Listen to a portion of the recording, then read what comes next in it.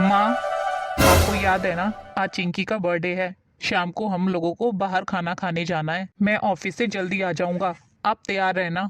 हम्म। माँ जी, चाय पी लीजिए। रख दो। इन 50 सालों में कितना कुछ बदल गया है। कभी सुबह के समय मुझे 1 मिनट सांस लेने की फुर्सत नहीं रहती थी, कितना बिजी रहती थी मैं। हमारे जमाने में तो हम लोग सुबह उठकर अपने सास ससुर के पैर छूते थे, पर मेरी बहुओं के पास तो मेरे पास बैठने के लिए समय ही नहीं है। मेरा दिन तो मेरे सास ससुर के पैर छूने से ही शुरू होता था। उसके बाद बच्चों का टिफिन बनाना, बच्चों को स्कूल भेजना, इनको ऑफिस भेजना, सास ससुर को समय पर नाश्ता देना, सब अकेले करती थी मैं। उस समय तो घर में रिश्तेदारों का भी कितना आना जाना लगा रहता था। मैं अकेली ही घर का सारा काम करती थी। उस वक्त अंजलि भी कितनी छोटी थी, मैं उसे गोद में लेकर सारा काम करती थी। दादी, क्या हुआ? दादी, वो मम्मी किचन में काम कर रही हैं, क्या आप मुझे स्कूल के लिए तैयार कर दोगी? अपनी मम्मी से ही बोल दो, मैं नहीं कर पाऊंगी तुम्हें तैयार। दादी, मम्मी मेरा लंच तैयार कर रही है। बहू, सुनीता बहू। क्या हुआ माँ जी? ये क्या है बहू? चिंकी को कपड़े भी नहीं पहना सकती तुम? सारा काम अभी निपटाना जरूरी है क्या? अरे जब तुम्हें पता है बच्चों को स्कूल जाना है तो जल्दी उठकर अपने काम निपटाकर बच्चों को तैयार किया करो पहले। मैं बिस्तर से उठी नहीं कि काम पकड़ा देती हूँ मुझे।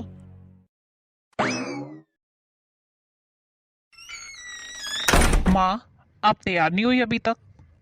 मेरी तबीयत ठीक नहीं है, तुम लोग चले जाओ। क्या हुआ है माँ? तुम्हें कहीं बुखार तो नहीं? नहीं, मुझे बुखार नहीं है, बस मेरे सिर में दर्द हो रहा है। सुनीता, माँ को दवाई दे दो, आराम मिलेगा। फिर हम सब एक साथ चलेंगे बाहर खाना खाने। थोड़ी देर में रवि भी आता ही होगा। जी ठीक है। मैंने कहा ना, मुझे कहीं नहीं जाना तो नहीं जाना। बहुत घूम चुकी मैं, मेरा कहीं जाने का मन नहीं है। तुम लोग जाओ। तो माँ, क्या तुम घर पर अकेली रहोगी? मैंने तुम्हें सुबह ही बोला था कि पार्टी में जाना है और खाना भी नहीं बना है। बेटा, मेरे खाने की फिक्र करने की कोई जरूरत नहीं है। और रही बात अकेले रहने की, तो तुम लोगों के साथ रहकर भी मैं अकेली ही हूँ। अब हम लोग बाहर खाना खाने नहीं जाएंगे। सब लोगों से बोल देना, और तुम लोग भी घर पर ही खाना बना लो। आज माँ को क्या हुआ है? माँ हमसे इतनी नाराज क्यों है? सभी लोग अपने कमरे में सो चुके थे और रोहित को नींद नहीं आ रही थी। आज वो बहुत उदास था। इसलिए नहीं कि उसकी बेटी का जन्मदिन नहीं मना पाए, बल्कि इसलिए कि उसकी माँ आज इतनी दुखी क्यों है। क्योंकि रोहित अपनी माँ से बहुत प्यार करता था। सुनीता, हम्म। सुनीता, ये माँ को क्या हो गया है? मैं क्या जानूं, तुम्हारी माँ है, तुम ही पूछ लो। क्यों, वो तुम्हारी माँ नहीं है? उन्होंने मुझे अपनी बेटी समझा ही कहाँ है, फिर वो मेरी माँ कैसे हो सकती है? मैं तो सिर्फ उनकी बहू हूँ। उन्होंने तो मुझे वैसे भी मशीन समझ रखा है, बस उनकी मांगों को पूरा ही करती रहती हूँ मैं। ऐसा मत कहो सुनीता, पहले वो ऐसी नहीं थी। मेरी शादी को 7 साल हो गए हैं, जब से मैं इस घर में आई हूँ ना, मैं तो उन्हें ऐसा ही देख रही हूँ। मुझे लगता है सुनीता, हमारी सेवा में कहीं ना कुछ कमी है। क्यों माँ दिन पे दिन ऐसी होती जा रही हैं? हम लोगों से क्यों इतना कटी कटी रहती हैं? किसी से कुछ नहीं कहती, अपने मन की बात किसी को बताती भी नहीं है। लेकिन सभी के कामों में गलतियाँ उन्हें अच्छे से निकालना आता है। जरा सी गलती होती है और मेरे पूरे खानदान पे चली जाती हैं, ताने कसने में भी नहीं चूकती। ये तो तुमने भी देखा होगा, जितनी देर तुम घर में रहते हो उनका मुंह कभी ठीक नहीं रहता। अरे बहू से ना सही, कम से कम अपने बेटों से तो ढंग से बात करे वो। बस करो सुनीता, वो इस घर में बड़ी हैं। अगर वो हमारी गलतियों पर हमें टोकती हैं तो इसमें बुरा नहीं मानना चाहिए। मुझे सोने दो रोहित, मुझे सुबह जल्दी उठना पड़ता है। तुम लोगों का क्या है, 8 बजे आराम से उठोगे। सुनीता तो सो जाती है, पर रवि की आंखों में अभी भी नींद नहीं थी। उसे अपनी माँ की बातें रह रहकर याद आ रही थी, क्योंकि उसके पिता के जाने के बाद रोहित अपनी माँ से बहुत प्यार करता था। 3 भाइयों में सबसे बड़ा रोहित था। उसके बाद उसका छोटा भाई रवि, सबसे छोटी बहन अंजलि उस वक्त गोद में थी जब उसके पिता की मौत हुई थी। क्योंकि उसकी माँ ने उसके पापा के द्वारा छोड़ी हुई थोड़ी सी जमा पूंजी से अपने बच्चों को पढ़ा लिखा कर इस लायक बना दिया कि वो अपना जीवन खुद जी सके। बचपन से ही रोहित और रवि के स्वभाव में बहुत अंतर था। रोहित के लिए जीवन में माँ ही सब कुछ थी। अपनी माँ की हर गलत और सही सभी बातों को वो आंख मूंद कर स्वीकार कर लेता था। ऐसा कोई काम नहीं करता था जिससे माँ को ठेस पहुँचे, चाहे इसके लिए उसे अपनी इच्छा और खुशियों को ही मारना क्यों ना पड़े। माँ, माँ, आ जाओ माँ, खाना लग गया है, खाना खा लो। आ जाओ रवि, तुम भी आओ, बैठकर खाना खाएंगे सब साथ में। अरे वाह भाभी, आज तो खाना बहुत टेस्टी बना है। क्या देवर जी, सच में खाना बहुत टेस्टी बना है या भाभी को ऐसे ही मक्खन लगाया जा रहा है? क्या बात है माँ, आप खाना क्यों नहीं खा रही हो? तबीयत ठीक नहीं है क्या? कैसे खाऊं? इस सब्जी में नमक इतना ज्यादा है कि मुझसे नहीं खाया जा रहा। तो दूसरी सब्जी खा लो माँ। अरे उसमें तो नमक मसाला है ही नहीं, मुझसे नहीं खाई जाएगी, मरीजों वाली सब्जी है। माँ जी, आज मैंने सब्जी आपके पसंद की बनाई है। जैसा आप मसाला खाती है मैंने वैसा ही डाला है। सुनीता, माँ को ये सब्जी नहीं खानी तो तुम एक काम करो, माँ के लिए दूसरी सब्जी बना दो। रहने दो, कोई जरूरत नहीं है मेरे लिए दूसरी सब्जी बनाने की। अरे ऐसा कैसे माँ, कोई दूसरी सब्जी बन जाएगी। ऐसा कैसे होगा कि सभी खाना खाएं और तुम भूखी रह जाओ? ये क्या बात हुई भैया, माँ ने खाया ही कहाँ है जो माँ को पता है कि नमक ज़्यादा या मसाला कम? ऐसे भाभी को परेशान करना अच्छा नहीं है भैया। इतना सारा खाना बना है, माँ कुछ भी खा लेगी। भाभी, आप कुछ नहीं बनाओगी माँ के लिए? रवि, तू जिद मत कर, जाने दे सुनीता को। नहीं भैया, भाभी कहीं नहीं जाएगी। क्यों माँ, सबकी खुशी के लिए एक दिन तुम खराब खाना नहीं खा सकती? हमेशा तो खाना तुम्हारी पसंद का ही बनता है। भाभी कुछ नहीं कहती है, हमेशा चुप रहती है, जैसा तुम कहती हो वैसा ही करती हैं। उनकी भावनाओं की कभी तो परवाह किया करो, सभी की मांगों को वो पूरा करती हैं। उनकी क्या मांगे, कभी किसी ने पूछा उनसे? मुझे भी ये आलू टमाटर की सब्जी बिल्कुल पसंद नहीं है, फिर भी मैं खा रहा हूँ। जानती हो क्यों? क्योंकि आज छुट्टी का दिन है और हम लोग इस पल के लिए पूरा सप्ताह इंतजार करते हैं। आज खाना महत्वपूर्ण नहीं होता? ये भी तो देखो, खाने के बहाने हम सब एक दूसरे के साथ बैठे हैं। पूरा हफ्ता किसी के पास टाइम नहीं रहता, सब अपने अपने कामों में लगे रहते हैं। तुमने देखा था माँ, मैंने भाभी की जरा सी तारीफ की और उनका मुरझाया चेहरा खिल गया। रवि, तुम्हें माँ को समझाने की जरूरत नहीं है, उन्होंने बहुत दुनिया देखी है। तुम लोगों को मेरे कारण बहस करने की कोई जरूरत नहीं है। सारे झगड़े की जड़ तो इस घर में मैं ही हूँ। इस घर में रहने का मुझे कोई अधिकार नहीं है। आज के बाद मैं तुम लोगों से कुछ नहीं कहूंगी, अपना खाना खुद ही देख लूंगी। जरा सी बात का तुम लोगों ने बतंगड़ बना दिया। सब रवि की वजह से हुआ है।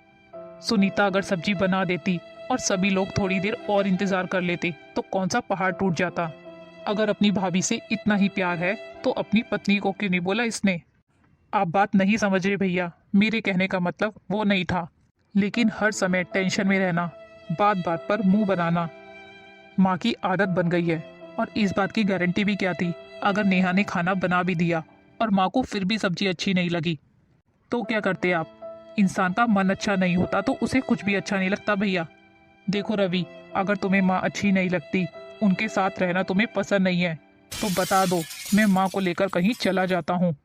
ये क्या कह रहे हो भैया आप? होश में तो हो? जो भी बोल रहा हूँ पूरे होशो हवास में बोल रहा हूँ। चुप हो जाइए आप दोनों, प्लीज झगड़ा मत कीजिए। उस दिन के बाद से घर की सारी खुशी गायब हो गई थी। दोनों भाइयों ने भी बातचीत करना कम कर दिया था। रोहित की माँ भी हर समय उदास बैठी रहती थी और बहुएं मशीनी जीवन जी रही थी। बच्चे अपनी ही दुनिया में मस्त थे। अंजलि का फोन। माँ कैसी हो तुम? अंजलि बेटा मैं तो ठीक हूँ, तू बता कैसी है? माँ मैं 2 दिन के बाद आ रही हूँ तुम्हारे पास, 1 महीने के लिए। क्या बेटा सच्ची? हाँ माँ मैं आ रही हूँ। अंजलि के आने की बात सुनकर रोहित की माँ बहुत खुश हो गई, क्योंकि एक उनकी बेटी ही ऐसी थी जिससे वो पूरी दुनिया में बहुत प्यार करती थी और अपना दुख बांट सकती थी। अब मेरी बेटी आ गई है। इस पराये माहौल से तो मैं वैसे ही तंग आ चुकी हूँ। सब अपनी मर्जी के मालिक हैं, किसी को मुझसे कोई मतलब नहीं है। दादी किसका फोन आया है? तेरी बुआ का फोन था, वो आ रही है बेटा। बस दादी के चेहरे पर इतनी खुशी, पहले तो दादी को कभी ऐसे नहीं देखा, हमेशा मुंह बनाकर बैठी रहती थी। जाकर मम्मी को बताती हूँ बुआ आ रही है। Mummy mummy. क्या हुआ चिंकी? मम्मी आज तो दादी बहुत खुश है, मैंने दादी को इतना खुश पहले कभी नहीं देखा। बेटा वो फोन पर कुछ देखकर हंस रही होंगी, इसलिए खुश होंगी। नहीं चाची, उनकी खुशी की वजह कुछ और ही है। क्या वजह है बेटा? आपको पता है बुआ आ रही है कल। दादी ने बताया बुआ का फोन आया था, बुआ कल आ रही है। अच्छा तभी मम्मी जी इतनी खुश हैं। बेटा अब दादी इस घर में तुम्हें खुशी खुश नजर आएंगी।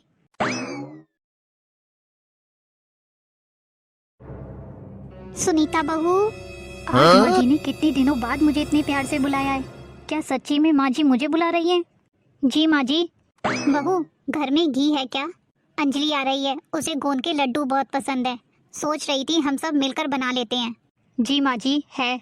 आप मुझे बता दीजिए माँ जी, मैं सब बना लूंगी जो दीदी को पसंद हो। नहीं नहीं, मैं अपनी बेटी के लिए अपने हाथ से ही बनाऊंगी। तू बस मेरी मदद कर देना किचन में। जी माँ जी। जा जल्दी से अपने काम निपटा ले, फिर मैं तुझे आवाज दे दूंगी किचन में मेरी मदद करवा दियो। ठीक है माँ जी। लगता है अंजलि आ गई। ये है रोहित की छोटी बहन अंजलि, जो 2 साल बाद अपने मायके आई थी। अपनी बेटी के साथ अकेले ही आई थी क्योंकि उसके पति को छुट्टी नहीं मिली थी। आजा बेटा, बैठ बैठ, मैं कब से तेरा इंतजार कर रही थी। नमस्ते नानी, कैसी हो? नमस्ते बेटा, मैं ठीक हूँ। कितनी बड़ी हो गई है तू। जा बेटा, तू अंदर जाकर चिंकी के साथ खेल। और बता बेटा, तेरे ससुराल में सब कैसे हैं? माँ, सब बहुत बढ़िया हैं। तुम बताओ, तुम कैसी हो? बहुत कमजोर लग रही हो माँ। नहीं नहीं बेटा, तूने बहुत दिनों बाद देखा है, इसलिए तुझे लग रहा होगा। माँ, दोनों भाभी और भैया कैसे हैं? सब अच्छे हैं बेटा। नमस्ते अंजलि दीदी, कैसी हैं आप? मैं ठीक हूँ भाभी। मैं आपके लिए पानी ले आती हूँ दीदी। भाभी, पहले मैं कमरे में थोड़ा फ्रेश हो जाऊँ, उसके बाद चाय नाश्ता पानी पीऊंगी। अभी मैं बहुत थक गई हूँ। हाँ हाँ बेटा, तू कमरे में जाकर आराम कर। आज रात के खाने में बेटा तू क्या खाएगी? मुझे बता दे, मैं तेरी पसंद का ही बनाऊंगी। माँ, जो तुम प्यार से बनाओगी वो खा लूंगी मैं। दीदी, खाना बन गया है, मैं बाहर टेबल पर लगा दूं? तुम्हें दिखाई नहीं दे रहा? अभी हम लोग बातें कर रहे हैं। जब भूख लगेगी बता देंगे तुम्हें। जाओ यहाँ से। माँ, भाभी से ऐसे क्यों बातें कर रही हो? वो खाने की तो पूछने आई थी। उसे दिख नहीं रहा मैं इतने दिनों बाद अपनी बेटी से बात कर रही हूँ? क्या जरूरत है बीच में आने की? माँ, इस बार तुम 15 दिन के लिए मेरे साथ चलना। हाँ बेटा, मैं भी यही सोच रही हूँ। अब मैं यहाँ से निकलना चाहती हूँ। इस बार मैं तेरे साथ चलूंगी। मैं यहाँ रहना ही नहीं चाहती अब। प्रणाम माँ। ठीक है ठीक है। माँ, मैं बहुत दिनों से तुम्हें देख रही हूँ। तुम घर के सभी लोगों से इतना कटी कटी क्यों रहती हो? और आज जब भैया ने आपके पैर छुए तो आपने उनसे उनका हाल भी नहीं पूछा। पहले तो आप ऐसा नहीं करती थी। जैसे ही भैया ऑफिस से आते थे तो दौड़ते ही उनका हालचाल पूछती थी। बेटा, ये लोग अपना जीवन अपने हिसाब से जीते हैं। इनका एक अलग संसार है, उन्हें किसी के लिए फुर्सत ही नहीं है। बेटा, मेरे सोने का समय हो गया, मैं कमरे में जा रही हूँ। आखिर ऐसा कब तक चलेगा? मैं कितने दिनों से देख रही हूँ, माँ किसी से ढंग से बात ही नहीं करती। आखिर माँ को समझाऊं तो समझाऊं कैसे? माँ तो हर बात का उल्टा मतलब निकाल लेती है आजकल। मैं एक काम करती हूँ, माँ को कुछ दिनों के लिए अपने साथ ही लेकर जाती हूँ। नहीं, अगर मैं माँ को अपने साथ लेकर चली गई तो आने के बाद वो भाई भाभीियों का जीना और भी हराम कर देंगी। वो हर बात में उन लोगों की तुलना मेरे से करेंगी। माँ जी, आपकी चाय। भाभी, आप भी बैठिए ना हमारे पास यहाँ पर। वो दीदी, मुझे किचन में काम है, मैं जा रही हूँ, बाद में बैठूंगी। कितनी अजीब बात है ना माँ। क्या हुआ अंजलि, कुछ बात है क्या बेटा?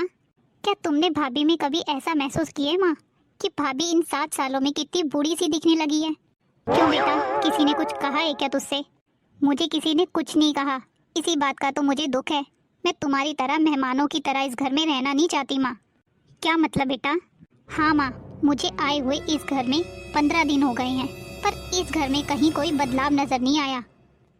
सिर्फ तुम्हें छोड़कर। तुम बहुत बदल गई हो माँ। तुम्हें इस बात का एहसास है? तुम्हारे जैसे बेटे बहुत कम लोगों को मिलते हैं, और तुम्हारी बहुएं, आजकल तो ऐसे बहुएं किसी को भी नहीं मिलती। तुम्हारी बहुएं तुम्हारे इशारों पर नाचती हैं माँ। उन्होंने कभी तुम्हारे सामने जबान भी नहीं चलाई। तुम कितनी सुखी हो इसका तुम्हें एहसास नहीं है माँ। आजकल की लड़कियों को तुमने देखा नहीं है, अपनी सास से कितनी जबान चलाती हैं। अरे वो तो अपनी सास के साथ रहना भी पसंद नहीं करती। तुम कितने खुश नसीब हो जो तुम्हारी बहुएं तुम्हारी इतनी सेवा कर रही हैं। जानती हो माँ, ये सब तुम्हारे संघर्षों का फल है। नहीं बेटा, तुम नहीं जानती, ये जो भी करते हैं ना, अपना फर्ज समझ कर करते हैं।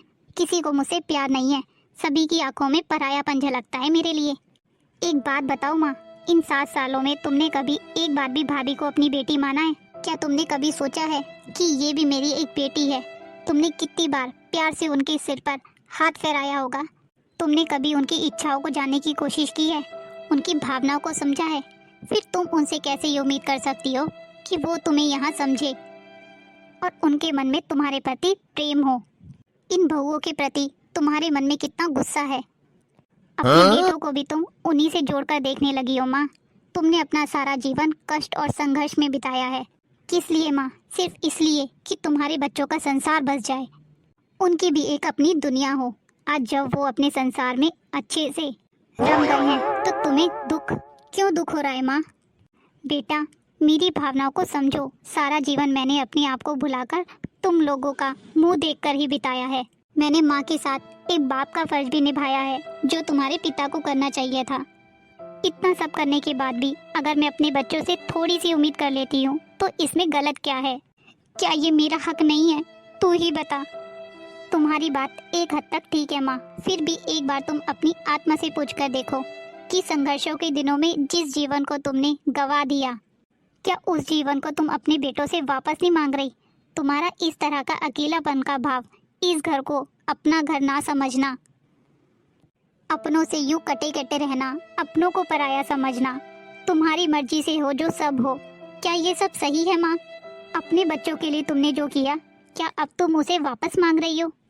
पहले तुम दुख में जीती थी, पर आज जब सारे सुख तुम्हारे पास हैं तो तुम अपने बच्चों को दुख में देखना चाहती हो। जब तुम अपनी बहू को, जो तुम्हारे हर सुख दुख का हिस्सा है, अपनी बेटी नहीं मान सकी, अपने दामाद को तुम अपना बेटा कैसे मान सकती हो, जो तुम्हारे पास एक घंटा भी नहीं रहा।